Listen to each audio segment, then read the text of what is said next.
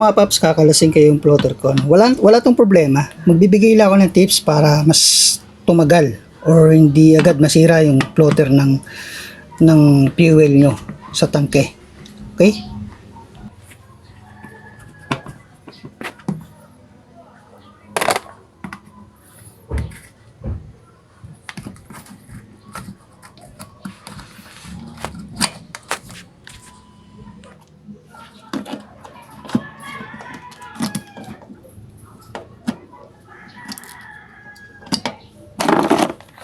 Yan, kakalasing ko ng mga paps.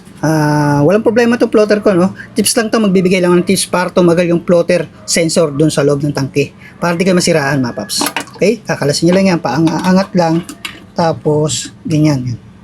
Gayahin nyo lang yung pagkalas ko sa video. Okay? Dahan-dahan lang, mga paps, para di kayo masiraan. Huwag nyo hihatakin. Dahan-dahan lang. Yan, kakalas naman kusa yan. Okay, yan. So, ganito mga paps, tips lang naman to. Kung ayaw nyo masiraan ng plotter o pinaka-sensor ng plotter, ugaliin yung full tank lagi. Ugaliin full tank, huwag yung sasagarin. Kasi kung ganito klase yung plotter nyo, talagang hindi tatagal. Kasi yung motor ko na to, paloob ng 5 years, wala akong naging problema sa sensor. Okay?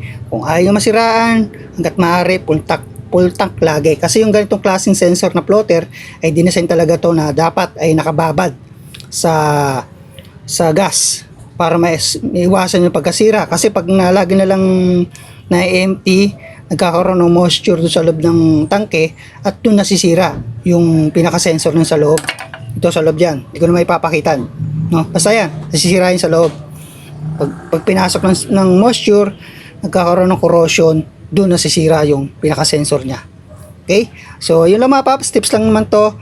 Short video para kahit paano karoon ka ng idea, no? Tapos ngayon babalik na natin. Wala namang problema to, pinakita ko lang, nagbigay lang ako ng tips.